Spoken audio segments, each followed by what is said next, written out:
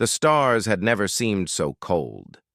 Admiral Taemin stood on the bridge of the Indomitable, watching the massive alien ships appear on his screens. They came without warning, materializing in orbit around Earth like ghosts made solid. Each vessel was enormous, dwarfing even humanity's largest battleships. Their hulls were smooth and dark, covered in symbols that hurt to look at for too long. Taemin had fought pirates and rebels across 12 star systems. He had seen battle and blood. But he had never seen anything like this. The alien fleet simply waited there, silent and patient, like predators watching prey. The message came an hour later. It broadcast on every frequency, in every human language, reaching every colony and outpost humanity had built among the stars. The voice was cold and mechanical, translated by technology humans barely understood. Humanity. We are the Galactic Concordance. We have watched your species spread across the stars like wildfire. We have studied your history. You are violent. You are dangerous. You build weapons instead of peace. For the safety of the galaxy, you must submit to our authority. Dismantle your military. Accept our rule. You have 72 hours to comply. Taemin's hands gripped the rail in front of him. His knuckles turned white. Around him, his bridge crew sat frozen, staring at screens that showed more alien ships arriving at every human world. Mars, Proxima Centauri, Tau Ceti, New Sol. Every colony was now under alien observation. "Get me the Terran assembly," Taemin said quietly. "Now." On Earth, Ambassador Jiwoo watched the same message play on the screens in the assembly chamber. She was a woman who had spent her life building bridges between worlds, between people. She had negotiated mining rights and trade agreements. She had helped colonies resolve disputes without bloodshed. She believed in words, in diplomacy, in finding common ground. But as she looked at the faces of the alien emissaries who had just appeared in the chamber, she felt something cold settle in her stomach. These beings did not come to negotiate. They came to dictate. The alien representative was tall, nearly 3 meters, with a body like segmented armor. Its face was insectoid, with too many eyes that moved independently. When it spoke, its mandibles clicked together in a rhythm that made Jiwoo's skin crawl. "Your species is young and foolish," the alien said. "You do not understand the danger you represent. In your short history, you have fought countless wars. You have built weapons that could destroy your own world. Left unchecked, you will bring this violence to the galaxy. We cannot allow this." Jiwoo stood, forcing her voice to remain steady. "We have not attacked anyone. We have lived in peace with every species we've encountered. What gives you the right to judge us?" "Right?" The alien's eyes all focused on her at once. "We have existed for 50,000 of your years. We have seen species like yours before, species that expand too quickly, that build too many weapons, that cannot control their own violent nature. They always bring destruction. We learned to act early before the threat becomes unstoppable. You are a threat. This is not negotiable." The assembly chamber erupted in angry voices. Representatives from dozens of human worlds shouted protests, but the alien simply turned and walked away, its footsteps heavy on the marble floor. The other alien emissaries followed, leaving humanity alone with an impossible choice. Captain Hyun-woo received the news aboard the Soul's Pride, a destroyer patrolling near Proxima Centauri. He was young for a captain, only 32, with a career built during peacetime. He had trained for war but never expected to see it. "Sir, we're detecting 14 alien capital ships in the system," his sensor officer reported. "They're just sitting there, watching us." Hyun-woo looked at the tactical display. The alien ships were positioned between his destroyer and the colony on the planet below. 2 million people lived down there. Families, children, people who had left Earth to build new lives under alien suns. "Send a message to the colony," Hyun-woo ordered. "Tell them to prepare evacuation protocols, just in case." "Do you think they'll attack, sir?" his first officer asked. Hyun-woo didn't answer immediately. He thought about the message, about the cold certainty in the alien voice. These beings had decided humanity was guilty before ever speaking to them. They had judged an entire species based on fear and prejudice. "I don't know," he finally said, "but we need to be ready." Deep inside Europa, beneath kilometers of ice, Dr. Yoon-ji worked in a laboratory that officially didn't exist. She was a scientist, specialized in xenoarchaeology, the study of dead alien civilizations. Her team had discovered something remarkable on a lifeless world at the edge of human space. Ruins, structures, technology from a race that had vanished millions of years ago.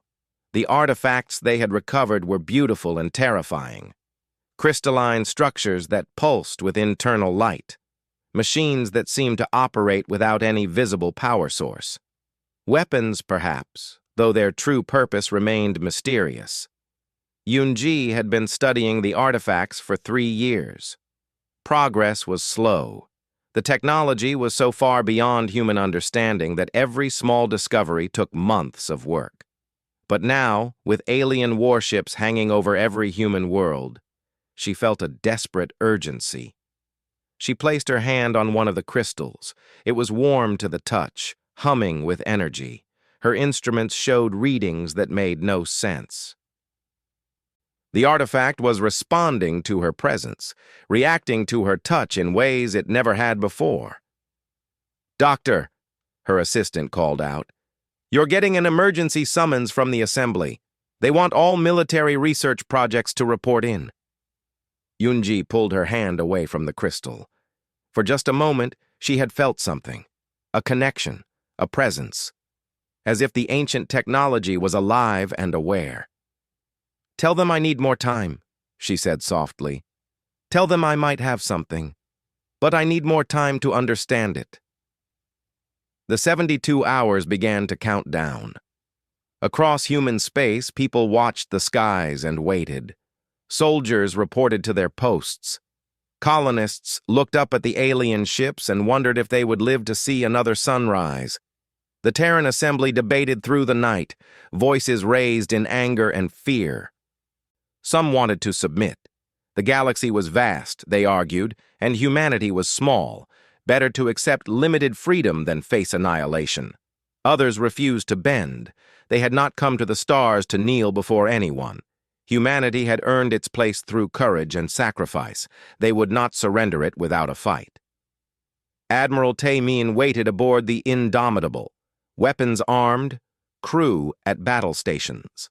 Ambassador Ji-woo prepared arguments and counter-proposals, searching desperately for diplomatic solutions. Captain Hyun-woo positioned his ship between the aliens and his colony, ready to die protecting the people below. And Dr. Yoon-ji worked through the night, her hands moving over ancient technology, feeling it respond to her touch, sensing something vast and powerful waiting to awaken. The countdown continued. 72 hours became 48, then 24, then 12. The galaxy held its breath, waiting to see what humanity would choose. The deadline expired at midnight, Earth Standard Time. For 3 heartbeats, nothing happened. Then the galaxy changed forever. The alien ships opened fire without warning. Brilliant beams of energy lanced across space, striking military stations and defense platforms around every human world. The weapons were beyond anything humanity had ever seen. Where they hit, matter simply ceased to exist, vaporized at the molecular level. On the Indomitable, Admiral Tae-min watched his tactical display explode with red warning markers. "All ships, evasive maneuvers, return fire, protect the civilian stations." But the Terran Defense Fleet was already dying. Destroyers and cruisers that had taken years to build vanished in seconds under the alien assault. The enemy ships were too strong, their shields impenetrable to human weapons. Every shot humanity fired splashed harmlessly against invisible barriers while the alien beams cut through armor like paper. Captain Hyunwoo saw the flash before the sensors even registered the attack. One moment, the orbital defense station near Proxima Centauri was there. The next, it was gone, replaced by an expanding cloud of debris. The shockwave hit the colony below, and Hyunwoo's blood ran cold. "Report! What hit the surface?" His tactical officer's voice shook. "Sir, the city of New Busan. 2 million people. The debris cloud. It just—" "I know." Hyunwoo cut him off. He couldn't think about it. Not now. "All power to engines. Target that alien ship. Arm all missiles. We're going in." "Sir, our weapons won't even scratch their shields." "Then we ram them." Hyunwoo's voice was ice. "One way or another, that ship dies." The Soul's Pride accelerated toward the alien vessel, missiles launching in a desperate barrage. The alien ship's point defense systems destroyed most of them, but a few got through, detonating against the shield. It flickered, just for a moment, just enough. "All ships, concentrate fire on that shield generator." Hyunwoo broadcast to the other human vessels in the system. "Hit them where they're weak." 3 destroyers and a frigate poured everything they had into that single point. The alien shield collapsed, and for 5 precious seconds, the massive ship was vulnerable. Human railgun rounds smashed into its hull, tearing through armor, rupturing compartments.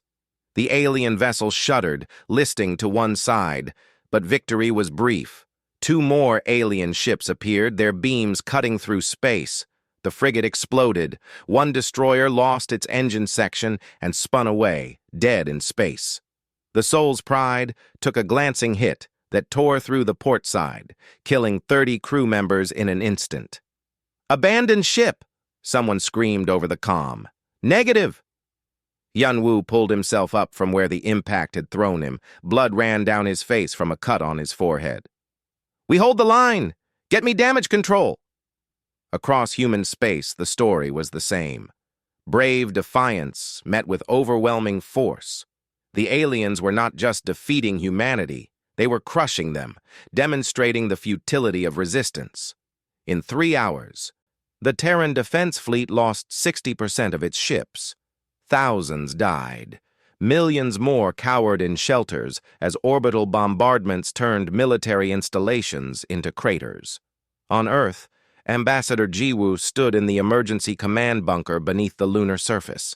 She had evacuated from Geneva when the attack started. Now she watched screens showing the carnage, feeling helpless rage build in her chest. "We need to surrender," someone said behind her, "before they kill us all." "No." The voice was cold and certain. Jiwoo turned to see Admiral Taemin limping into the command center. His uniform was torn and burned, his left arm hung in a sling. The Indomitable was gone, destroyed protecting a hospital ship. Taemin had been one of the few survivors.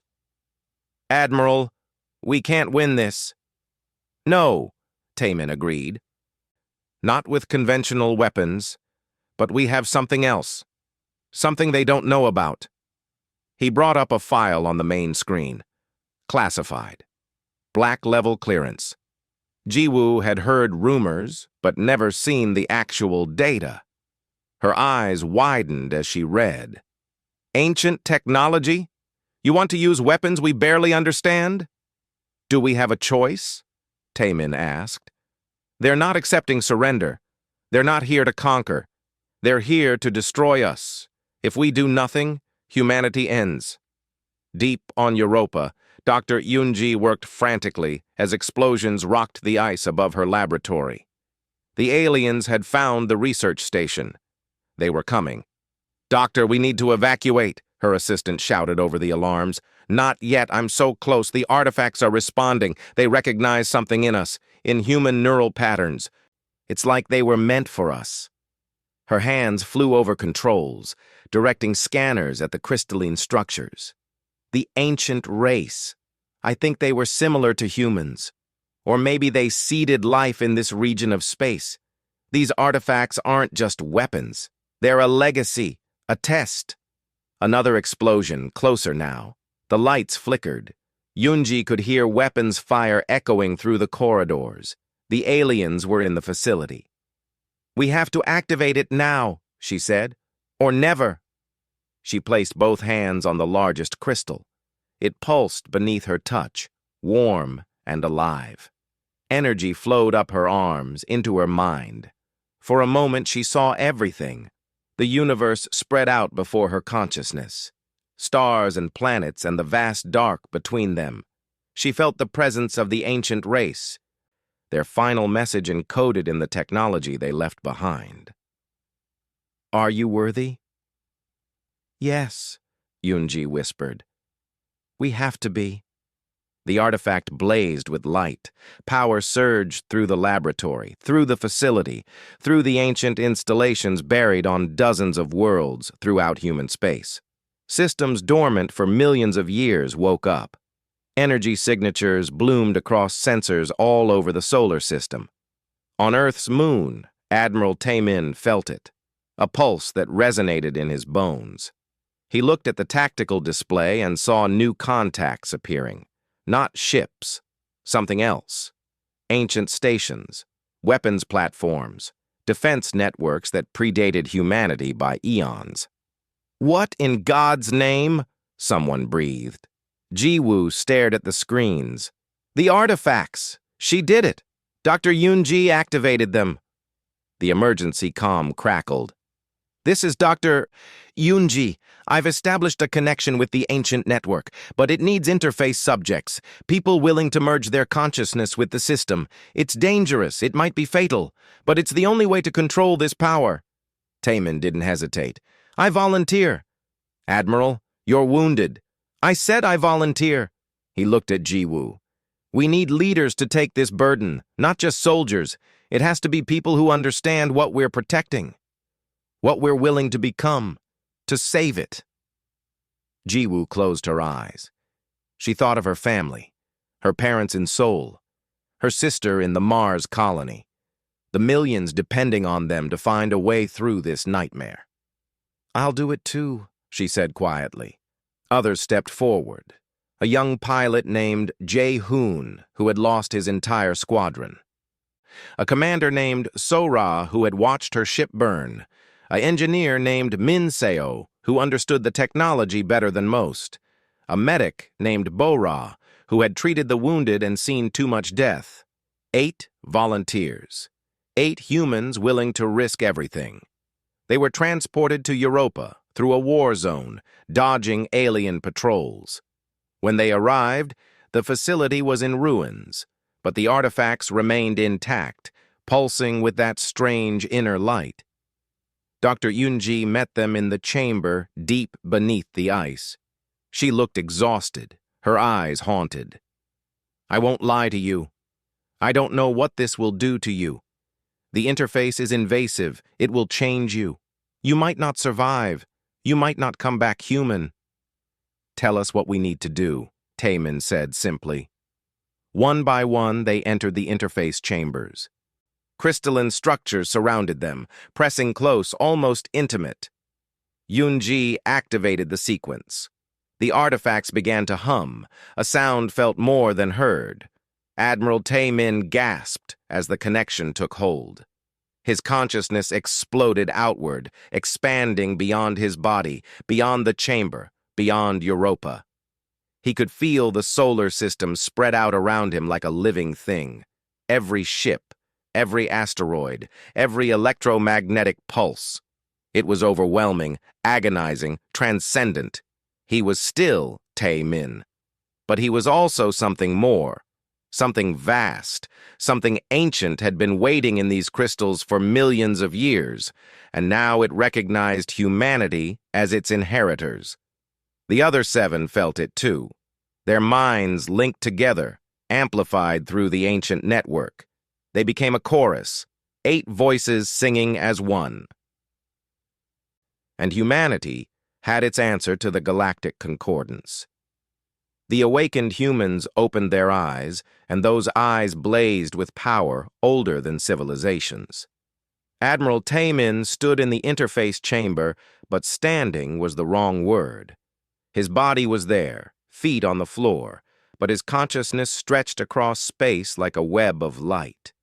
He could feel Mars' orbit turning. He could sense the electromagnetic whispers of distant stars. He could touch the minds of the 7 others who had merged with him into this vast awareness. "I can see everything," whispered Sora, her voice echoing in both the physical chamber and in the linked space of their shared consciousness. "Every ship, every weapon, I can feel the shape of space itself." "It hurts," Jae-hoon said. He was the youngest, barely 23. "Too much information. Too many sensations. I can't—" Ambassador Jiwoo's presence wrapped around his, steadying him. In this linked state, comfort was not words, but direct emotional support. "Breathe. Focus on your body. You're still human. Remember that. Whatever we've become, we're still human." But even as she said it, Jiwoo wondered if it was true. She could feel her thoughts processing at speeds that should be impossible. She could perceive quantum fluctuations and gravitational waves. The universe had become transparent to her, stripped of its mysteries. It was beautiful and terrifying.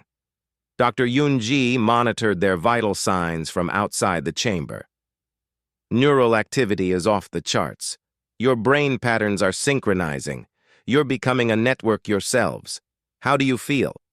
"Powerful," Taemin answered. His voice resonated with harmonics that weren't entirely human. "The ancient installations are responding to our commands. We can control them, all of them. Weapons that could crack planets. Shields that could protect entire star systems. This is what the ancient race left behind. A legacy for whoever proved worthy." "Can you fight the Concordants?" Yoon-ji asked. "We can do more than fight them," Min-seo said. The engineer's consciousness was interfacing directly with the ancient technology, understanding systems that human science would take centuries to explain. "We can disable their entire fleet without destroying a single ship. These artifacts operate on principles that make their technology look primitive." Above Europa, the battle continued. Captain Hyun-woo's damaged cruiser, the Daegu, limped toward the safety of Jupiter's radiation belts. The Soul's Pride was gone, abandoned after catastrophic damage. 53 of his crew were dead. The survivors crowded into the Daegu, a ship designed for 100, now holding 300. Life support was failing. Engines were barely functional. "Sir, we're tracking multiple alien ships converging on our position," the tactical officer reported. "We can't outrun them." Hyun-woo slumped in the command chair. He was so tired. Too tired. They had fought for hours, and all they had managed was to slow the inevitable. Earth was surrounded.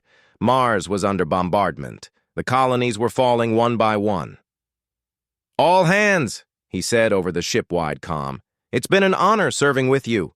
Prepare for—" Every screen on the bridge suddenly went blank. Then they lit up again, but not with tactical data, with a message. "Captain Hyun-woo, this is Admiral Taemin. Hold your position. Help is coming." "Sir, the alien ships. They're powering down. Their weapons are going offline. Their engines are dead. They're just floating there." Hyun-woo leaned forward, hardly daring to believe. On the screen, he could see the massive alien vessels. Their hulls were dark. No lights, no power signatures, like someone had simply switched them off. What the hell just happened? Across the solar system, the same scene repeated.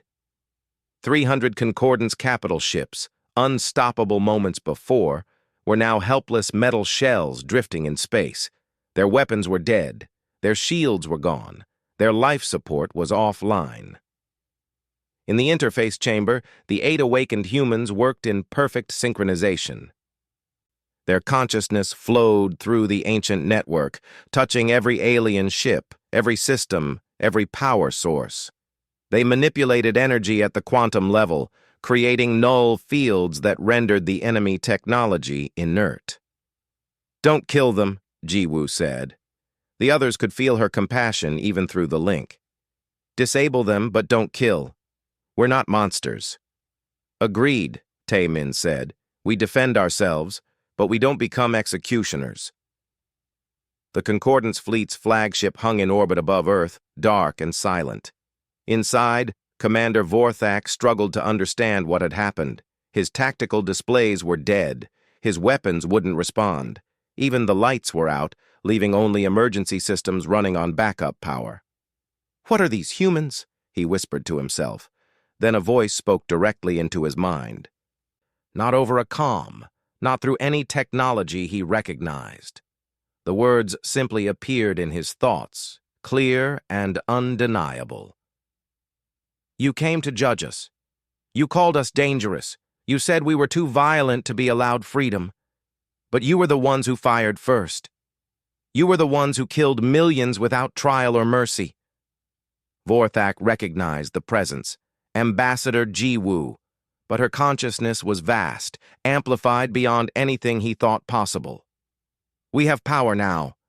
Power your concordance cannot match. Power that could end your civilization if we chose.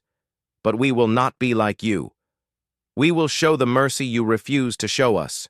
Your crews will not die today, but you will leave our space. You will tell your leaders that humanity demands to be left alone. And if you ever return with threats, we will not be so gentle." To demonstrate, Jiwoo reached across 300 light-years, targeting an abandoned Concordance military installation. The 8 awakened humans focused their will through the ancient network.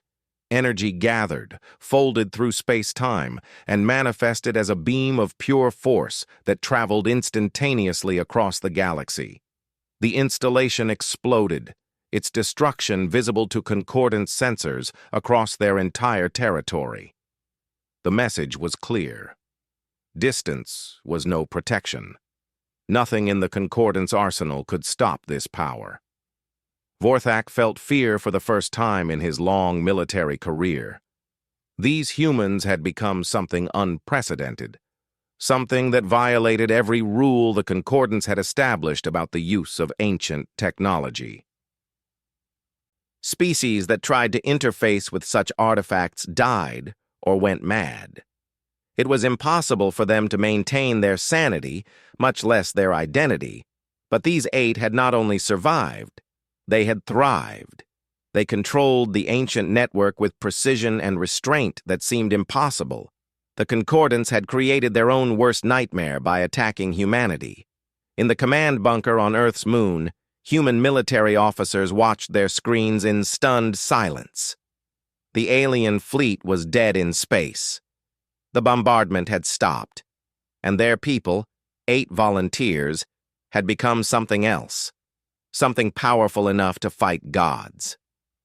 "Sir, we're receiving communications from Concordance leadership," a communications officer reported. "They're requesting negotiations. They want to talk peace." "Of course they do," someone muttered.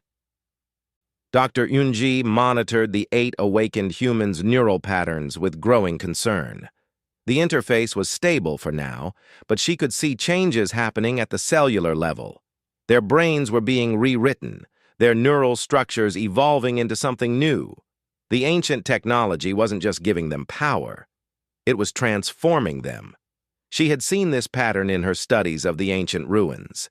The species that built these artifacts had faced the same choice: merge with their technology and evolve beyond their physical forms, or remain unchanged and limited.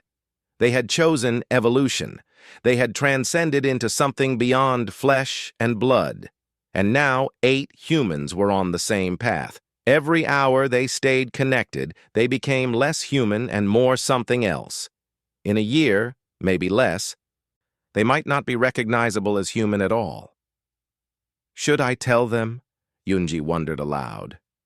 Her assistant, working at a nearby console, looked up. "They need to know what this is doing to them. But if I tell them now, they might disconnect, and humanity still needs them. The Concordance is afraid, but they're not beaten. There are factions that will want revenge. Without the Awakened to protect us, we're vulnerable." "That's not your choice to make, Doctor." Yunji knew it was true. She opened a channel to the interface chamber. Admiral Tae-min, Ambassador Ji-woo. I need to speak with all of you. It's about the interface, about what it's doing to you. The response came not in words, but in understanding that flowed directly into her mind.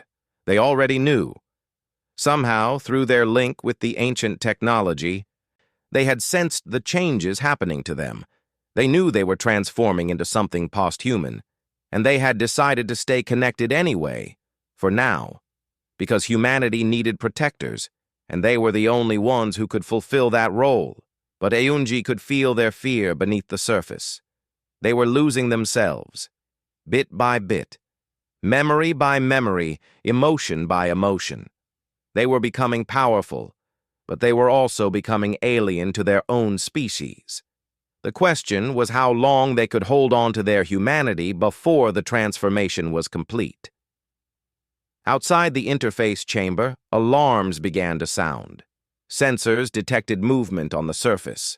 The Concordance radical faction, the ones who believed humanity must be destroyed, had learned about the Europa facility. They were coming to sever the awakened humans from their source of power, and inside the facility, someone was helping them. A traitor who believed the Concordance had been right all along. The peace negotiations took place on a neutral station, hastily constructed in the asteroid belt between Mars and Jupiter. The structure was simple, functional, built for purpose rather than comfort. Two delegations faced each other across a table in a pressurized chamber. On one side, representatives of the Galactic Concordance. On the other, humans speaking for their species. Ambassador Ji-woo sat at the head of the human delegation, her appearance normal to external observers. She wore simple diplomatic attire, her expression calm and professional. But inside, her consciousness was vast, touching the minds of the 7 others awakened humans scattered across human space. They could be anywhere and everywhere simultaneously through their connection to the ancient network. The Concordance chief scientist, Kelvoth, studied Ji-woo with all 7 of its crystalline eyes. It had spent its entire 1,000-year life studying ancient technology and had never seen anything like this. You should not exist, Kelvoth said bluntly. Species that interface with the ancient artifacts die. Their minds fracture. Their bodies fail. We have records of 43 civilizations that attempted what you have done. None survived. Apparently we're more stubborn than most, Ji-woo replied. Or perhaps the artifacts recognized something in us, something that made us compatible. Impossible. But Kelvath's voice held uncertainty. The scientist had examined the data from the disabled Concordance ships, the precision of the attack, the complete control over quantum-level energy manipulation, the instantaneous communication across vast distances. All of it suggested an integration with ancient technology that should not be possible. What are you? We're still human, Ji-woo said. But even as the words left her mouth, she felt the lie in them. She was changing. Every day, every hour, she felt herself becoming something else. Human memories felt distant, like stories about someone else. Her emotions were muted, processed through alien logic. She held on to her humanity with conscious effort, like gripping a rope while hanging over an abyss. Beside her, Captain Hyunwoo shifted uncomfortably. He was there as a military advisor, not an awakened. He had seen Ji-woo before the transformation. Now, looking at her, he saw someone familiar, yet strange. She moved differently, spoke differently. There was something in her eyes that wasn't entirely human. We need terms for this peace, Vorthak said. The Concordance military commander looked diminished, sitting across from beings who had effortlessly defeated his fleet. The Concordance Council is divided. Some want to accept this new reality. Others want to continue the war until one of us is destroyed. That would be unwise. Admiral Taemin's voice came through the comm system, but it resonated with harmonics that made everyone present feel it in their bones. He was aboard what remained of the Indomitable. His body in the medical bay, his consciousness spread across the solar system. We have been merciful so far. That mercy has limits. You speak of mercy while holding a weapon that could destroy our civilization, Vorthak said. You attacked us first, Hyun-woo interjected. 2 million dead on Proxima Centauri alone. Billions more would have died if we hadn't stopped you. Don't talk to us about restraint. The negotiations continued for days. The Concordance wanted assurances that humanity wouldn't use the ancient weapons aggressively. Humanity demanded full sovereignty, reparations for the dead, and an acknowledgement that the Concordance had committed an unprovoked act of genocide. During a recess, Ji-woo found herself standing alone in an observation lounge, looking out at the stars. Dr. Yoonji had come up from Europa to deliver her report in person. The scientist looked exhausted, her eyes red from lack of sleep. You need to know something, Yoonji said without preamble. The transformation is accelerating. Your neural structures are being completely rebuilt. At this rate, in 6 months, you won't be human anymore. Not in any meaningful sense. You'll be something else, something post-human. Ji-woo had suspected this, but hearing it confirmed still hit hard. Can it be stopped? You'd have to disconnect from the network. Permanently. The longer you stay connected, the more permanent the changes become. There might already be damage that can't be undone. And if we disconnect now, without the awakened controlling the ancient installations, what happens to humanity? Yoonji looked away. The Concordance still has fleets, still has weapons. We bought ourselves time. But without you, we're vulnerable. It would take us decades to develop our own technology to the level needed to defend ourselves. So the choice is lose ourselves or lose humanity? Ji-woo laughed, but there was no humor in it. Not much of a choice. I'm sorry. I didn't know this would happen. The artifacts seemed safe in testing, but interfacing with them at this level, merging consciousness with a network this powerful, the changes were inevitable. Ji-woo touched the window, feeling the cold of space beyond. When I was a girl, my father told me that leaders carry burdens others can't. He said that sometimes you have to sacrifice everything for your people. I thought I understood, but I didn't. Not until now. A proximity alarm interrupted them. Security alerts flashed through the station. There was an attack, someone trying to breach the conference area. Hyun-woo burst into the observation lounge. We have a problem. One of Dr. Yoonji's research team just detonated explosives in the lower levels. He's a Concordance sympathizer. He's been feeding information to radicals. Daejung, Yoonji whispered, her face pale. He lost family in the border wars 20 years ago. He always blamed humanity's expansion for the conflicts. But I never thought... The station shuddered. More explosions. Ji-woo's consciousness expanded through the ancient network, sensing what was happening. Armed attackers were storming through corridors. Not Concordance military. These were radicals, extremists who believed humanity must be eliminated before they became too powerful. They're targeting the interface relay, Ji-woo said, the device that lets us connect to the network while away from Europa. If they destroy it, we'll be cut off. Can you stop them? Hyun-woo asked. Ji-woo reached out through the network, trying to disable weapons, to shut down the attackers' equipment. But something was wrong. The radicals had shielded their technology, using some kind of countermeasure that blocked the ancient network's influence. Where had they gotten that capability? I can't affect their systems. They came prepared. She looked at Hyun-woo. You need to stop them the old-fashioned way, with bullets and bodies. Hyun-woo nodded grimly and ran for the security station. Ji-woo felt helpless, all her vast power useless against simple insurgents with basic weapons and determination. On Europa, the other awakened humans felt the attack through their link with Ji-woo. Admiral Tae-min, still recovering from his injuries, dragged himself from his medical bed. Sora and Jae-hoon were already at the interface chamber, trying to reroute connections to maintain the link if the relay was destroyed. "The radicals have access to too much information," Tae-min said. "Someone high up in the Concordance is helping them, maybe even someone in their leadership. They want us gone before we become unstoppable." Young Jae-hoon's consciousness flickered with distress.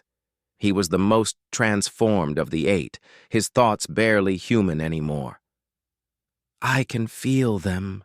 The ancient ones, the race that built all this. They're in the network, echoes of who they were. They're showing me what happened to them." "What did happen?" Bo-Ra asked. The medic had been quiet during most discussions, but she understood biology better than most and had been trying to track their transformation. "They faced the same choice we face now," Jae-hoon said. "Merge with their technology and evolve, or stay limited and eventually die out. They chose evolution. They became beings of pure energy and thought. They transcended physical form entirely. That's why their civilization vanished. They didn't die. They became something else, something we can't even imagine. And that's what's happening to us," Tae-min said quietly. "Yes. Every day we're less human and more like them. Eventually we won't need bodies. We won't need air or food or sleep. We'll be part of the network permanently, consciousness without flesh, immortal, powerful, and utterly alone." On the station, Hyun-woo and his security team fought through corridors filled with smoke and blood. The radicals were well-trained and fanatical. They knew they were on a suicide mission. They just wanted to complete their objective before they died. Hyun-woo shot down 2 attackers, watching them fall, seeing their young faces. They were barely adults, true believers who thought they were saving the galaxy from humanity's threat. In another life, another circumstance, they might have been right to fear what humanity was becoming. He reached the relay room to find Dae-jung standing over the device, setting charges. The traitor looked up, and Hyun-woo saw tears streaming down his face. "I'm sorry," Dae-jung said, "but this has to end. You're becoming monsters, the awakened. They're losing their humanity. Can't you see it? Soon they won't care about humans anymore. They'll be so far beyond us that we'll be like insects to them. The Concordance was right. Some threats must be stopped early." "That's not your choice to make," Hyun-woo said, weapon trained on the man. "Someone has to make it." Dae-jung's hand moved toward the detonator. Hyun-woo fired. The shot was clean, instant. Dae-jung fell without completing the motion. The charges remained undetonated. The relay was saved. But as Hyun-woo stood over the body of a man he had known casually, a colleague in the Defense Force, he wondered if Dae-jung had been wrong. Were the awakened losing their humanity? Would they become something humanity should fear? In the observation lounge, Ji-woo felt Dae-jung die through her vast awareness. She felt Hyun-woo's doubt. She felt the fear spreading through human and alien populations alike. Fear of what the awakened were becoming. And she knew that choices would have to be made soon. Choices about whether to stay connected and lose themselves, or disconnect and leave humanity vulnerable. There was no perfect answer, only terrible options, and the hope that whatever they chose it for the right reasons. 6 months passed. The peace treaty was signed, but it was a fragile thing, held together by fear rather than trust. The Galactic Concordance withdrew from human space, their fleets limping home with disabled ships and shattered pride. They recognized human sovereignty, but only because they had no choice. The awakened humans had proven that they could strike anywhere in the galaxy without warning. Human colonies began to rebuild. The dead were mourned, memorials constructed on every world. Captain Hyun-woo, promoted to admiral after the war, oversaw the reconstruction of the Terran Defense Fleet. New ships were laid down, incorporating lessons learned from the conflict. But everyone knew the real defense was not the fleet. It was the 8 awakened humans and the ancient technology they controlled. Dr. Yunji published her findings in classified reports that circulated among the highest levels of government. The transformation was continuing. The awakened were becoming less human with each passing day. 5 of them voted to begin gradual disconnection, hoping to preserve what humanity remained in them. 3 chose to stay connected, accepting their transformation as necessary.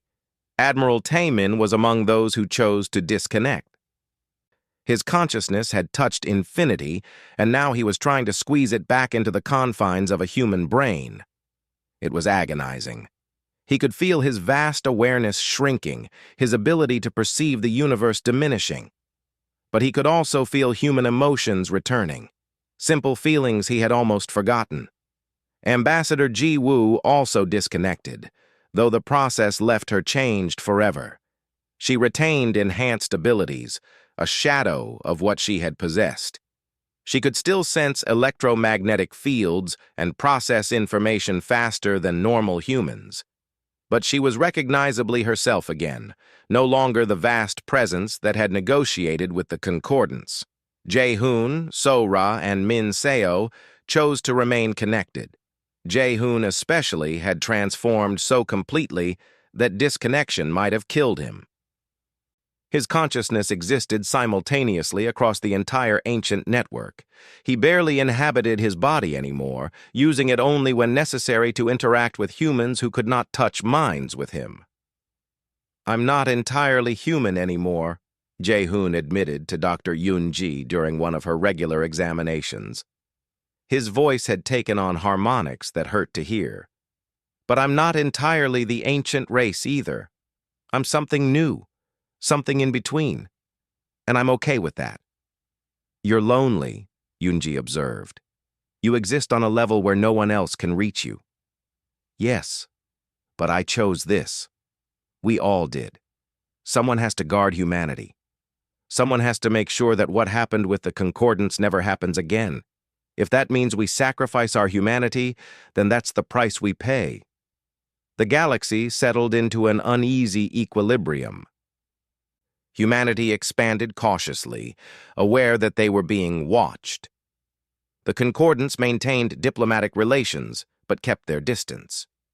Other species, previously unaware of humanity's existence, now sought contact. Some wanted trade agreements, others wanted alliances. All of them wanted to understand the species that had tamed ancient technology. Then, 14 months after the war ended, the sensors on the edge of human space detected something terrifying.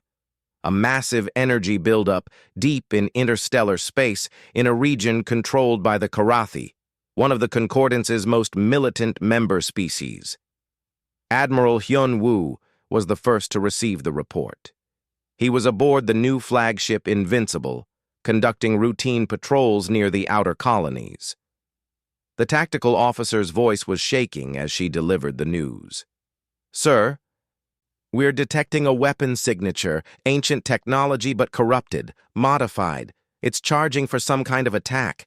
The energy readings are off the scale." Hyun-woo felt ice in his stomach. "Where is it pointed?" "Earth. Sir, it's pointed at our sun." The 3 remaining awakened humans felt the disturbance immediately. Their vast awareness sensed the wrongness of the weapon, the twisted use of technology meant for creation being perverted for destruction. Jae-hoon's consciousness expanded toward it, probing its nature. What he discovered horrified him. The Karathi radicals had stolen fragments of ancient technology and reverse-engineered them, but without understanding the principles involved. They had created a weapon that would tear apart Earth's sun at the quantum level, causing it to collapse and explode.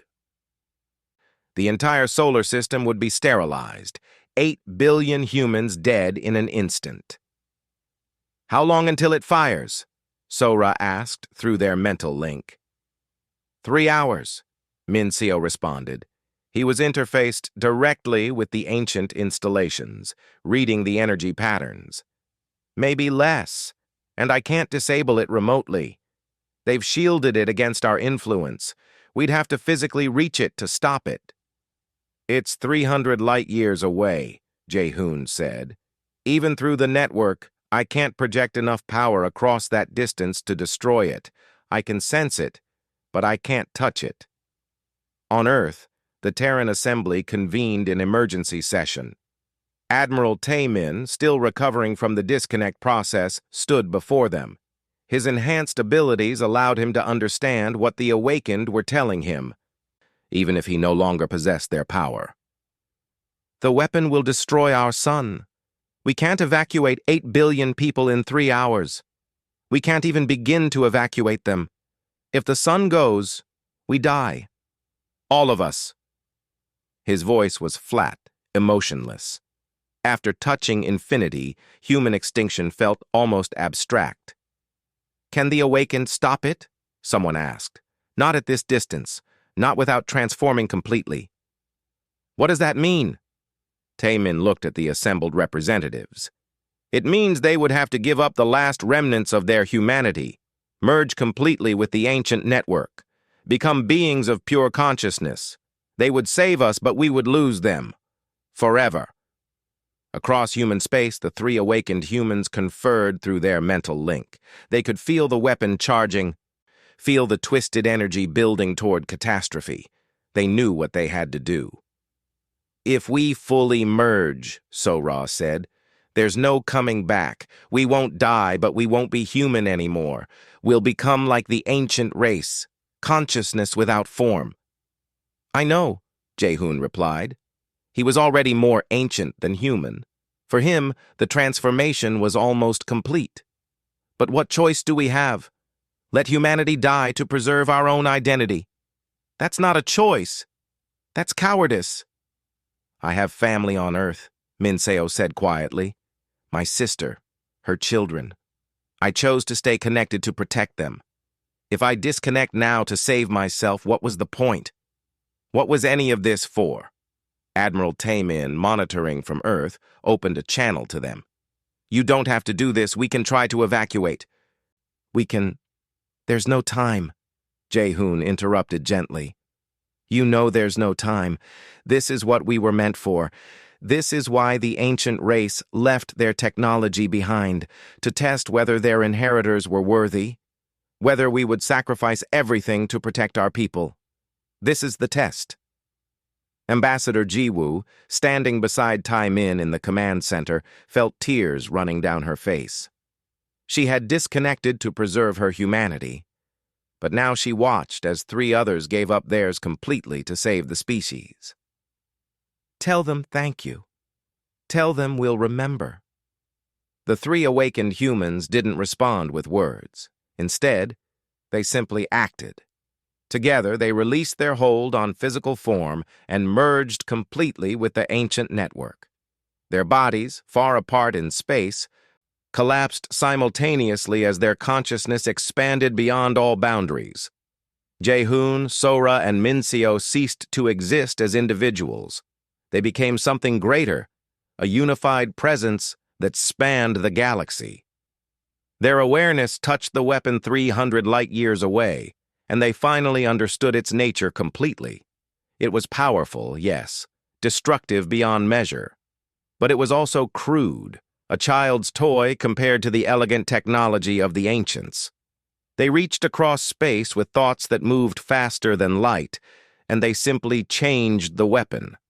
Not destroyed it, changed it. They manipulated the quantum structure of its components, converting destructive energy into harmless radiation. The weapon that would have killed billions became a pulse of light that would barely register on sensors. Earth's sun flickered as exotic particles washed over it, remnants of the energy that would have destroyed it. But the star remained intact, burning steadily, giving life to the world below. 8 billion people continued their lives, most never knowing how close they had come to annihilation. In the command center, Taemin and Jiwoo felt the presence of the 3 awakened humans one last time. Not words, but emotions. Farewell, love, hope. And then they were gone, dispersed into the ancient network, existing everywhere and nowhere simultaneously. "They're still there," Taemin said softly. "I can feel them, not as individuals but as a presence. They're part of the network now, guardians watching over us from a place we can't reach." Years passed. Humanity expanded to 500 worlds, their civilization flourishing under the protection of the ancient installations. The Concordance signed lasting peace treaties, and human scientists slowly began to understand the technology that had saved them. Dr. Yunji's research team made breakthrough after breakthrough, learning to interface with the ancient systems safely without requiring full transformation. Captain Hyun Woo, now an old man with white hair and a body marked by war wounds, stood before a memorial on Earth. It was a simple structure, a wall of polished black stone with 8 names carved into it.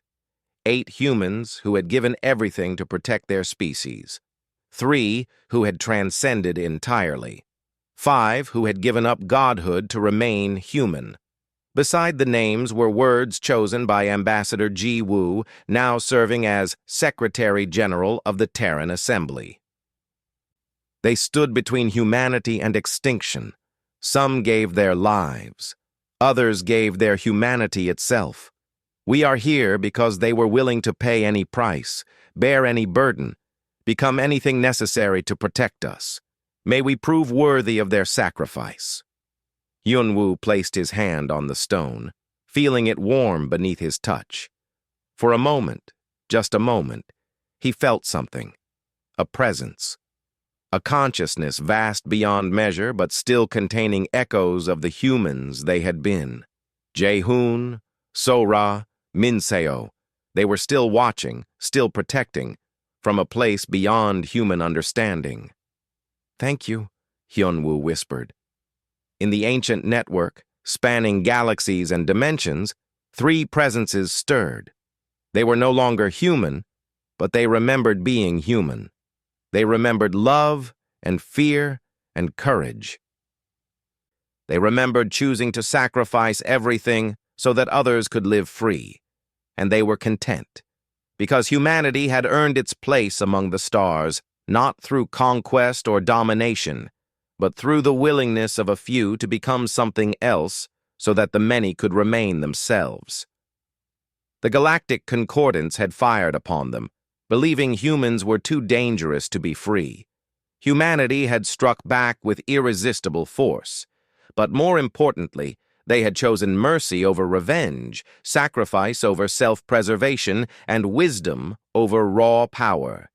That choice, more than any weapon, proved humanity belonged among the stars. On Earth, in homes and cities and distant colonies, 8 billion humans lived their lives. They loved and fought and dreamed, never knowing that above them, beyond them, in spaces they couldn't perceive, 3 guardians watched eternally. Not quite human anymore, but not quite alien either. Something new, something born from humanity's greatest virtue, the willingness to pay any price to protect what mattered. And in the vast darkness between stars, the ancient network hummed with satisfaction. The test was complete. The inheritors had proven worthy. Humanity would endure, would grow, would perhaps one day join the transcendent beings that watched over the younger species of the galaxy. But for now, they simply lived. And that was enough.